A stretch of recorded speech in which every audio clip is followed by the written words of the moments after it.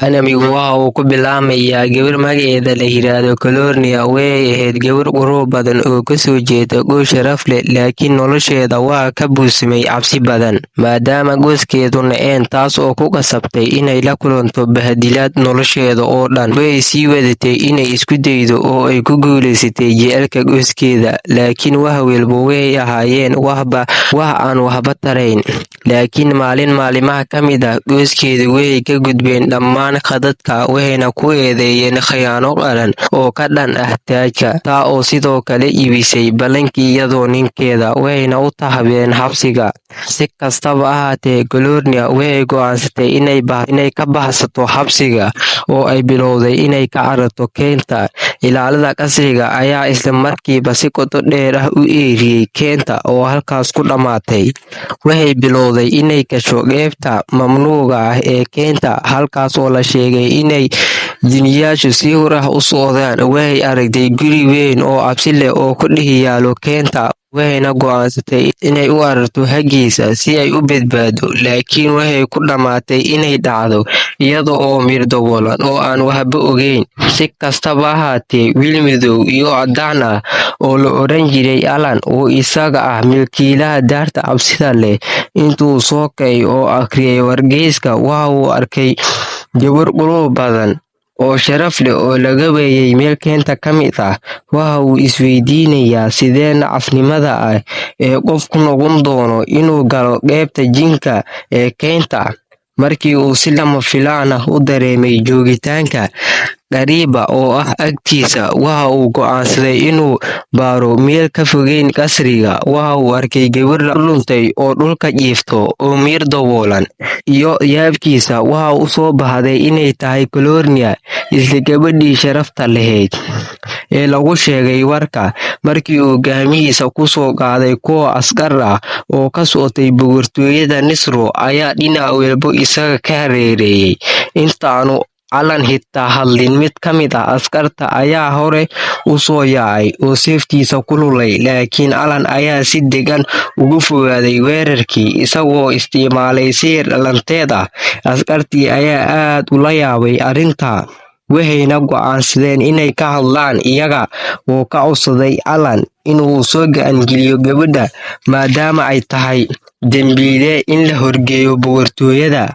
Alan run ahaantii waxa uu ka diiday inuu ka tanaasulo maadaama uusan rumaysnayn boqoradda iyo boqorka.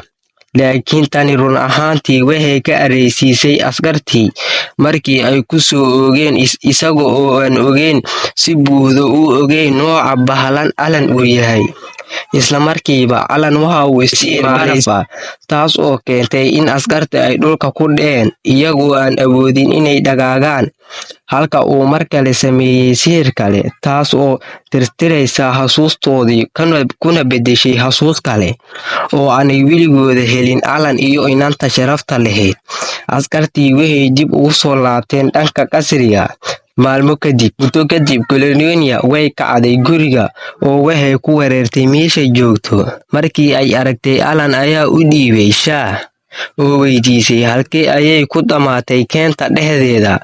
Waxay ku andacoonaysaa inuu guursaday Prince Kalkeel, amiirka labaad ee boqortooyada. Laakiin maalin maalmaha ka mid ah, Amiir Sir ayaa ugu yeeray goob dadweyne oo uu ku eedeeyay khiyaano qaran.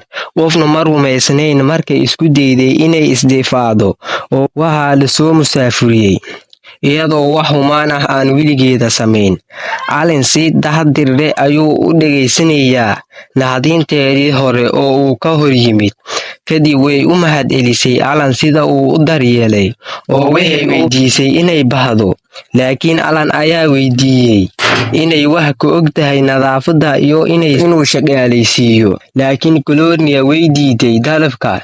Sidaas darteed, waxa uu go'aansaday inuu u sheego sheeko qiiro leh oo la isku qurxiyo oo ku saabsan sida uu mar ku jiray xaflad ka mid ah da'abuurayaasha, laakiin waxaa la khiyaameeyay markii saaxiibadeeda ay ku dhex tuureen god koox xayawaan ah. Si kastaba ha ahaatee, waxa uu sheegay inuu og yahay xanuunka kelinimada, taas oo ah sababta aan u sii dayn karin inay sidaas oo kale u baxdo. Colonia waxay ka caqli badan tahay sida ay u egtahay, inkastoo mar kale u mahadcelisay ka hor intii aysan diidin dalabkiisii deeqsinimada ahaa, iyadoo leh inay tahay dembiile iyo shaqaalaysiin keliya waxay u keeni doontaa dhibaato.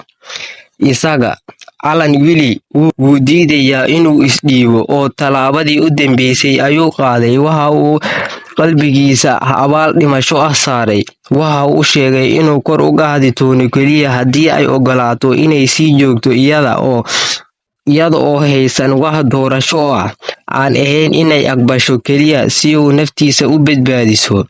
Intaa kadib, waxay bilowday nadiifinta California. Waxay ka dhamaatay inay xaaqdo guriga oo dhan ilaa ay u muuqdo mid cusub. Alan aad ayuu ula yaabay xirfadeeda, laakiin markiiba waxa uu go'aansaday inay haysay magaca sharafta oo keliya, halka ay dhab ahaantii loola dhaqmay sidii addoon oo kale. Waa hoogo sheego caadi ah. Kadib waxaa weydiisay hawsheeda xigto, laakiin Alan waxa uu sheegay inay xur u tahay inay samayso wax kasta oo iyada rabto ilaa cashada. Wuxuu tusay